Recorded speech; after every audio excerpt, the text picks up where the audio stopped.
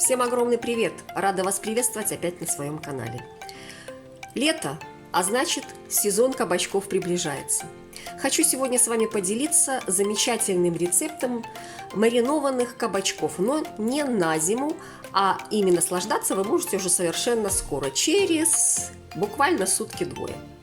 Так я всегда готовлю перец, но однажды, попробовав этот эксперимент с кабачками, мне очень понравилось. Хочу сказать, что даже лучше, чем перец получается.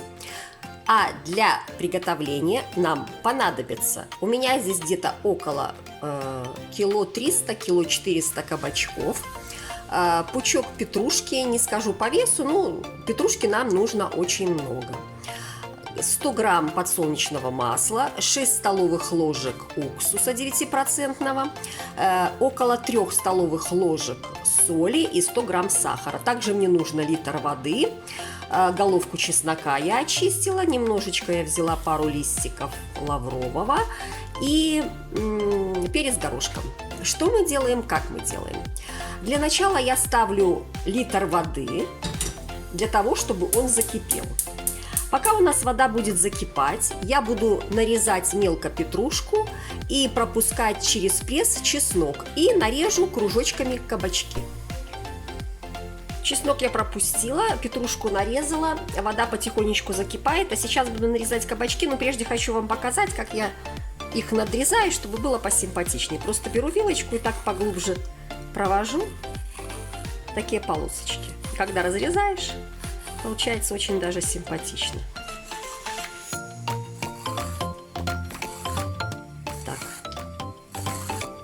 Это делать не обязательно, но если хотите, то можно. Потом просто беру и нарезаю вот такие колечки.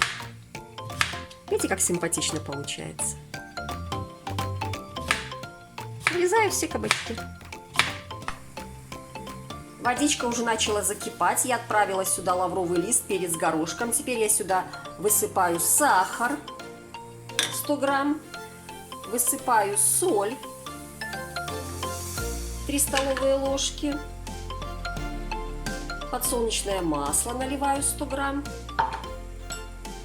и добавляю наш уксус 5-6 столовых ложек. Все это перемешиваю. И пускай наша масса, маринад наш закипит. Маринад кипит. Я делаю немножечко меньше огонь. И отправляю сюда сразу наших несколько кабачков. Кружочков.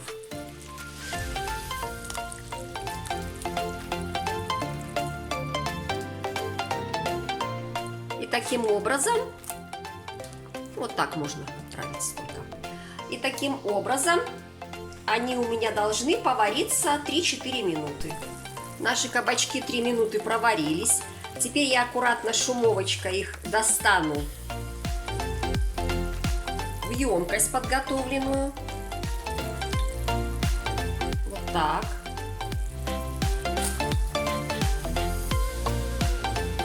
Три минутки достаточно. И отправлю нашу следующую партию тоже на 3 минуты. А с этой партией мы поступим вот так. Мы ее распределим по дну хорошо. Добавим сюда наши петрушечки и чесночка. Вот так. Вот таким образом. Эта партия у нас опять ушла на 3 минутки. И пока ждем. Очередную партию я уже достала. И опять мы точно так же посыпаем петрушкой, чесночком. Следующую партию я уже забросила. И так мы будем со всеми кабачками поступать. То есть 3 минутки вы их варите, выкладываете в емкость, пересыпаете петрушкой и чесноком. Следующая партия пока готовится. И так, пока все не закончатся кабачки. На самом деле это очень простой и легкий рецепт. Единственное, что нужно просто немножечко заморочиться вот с варкой кабачков. Но если вы возьмете большую кастрюльку, тогда у вас площадь будет больше, соответственно, больше будет входить кабачков. Все кабачки у меня уже сварились, готовы. Я заполнила свою миску.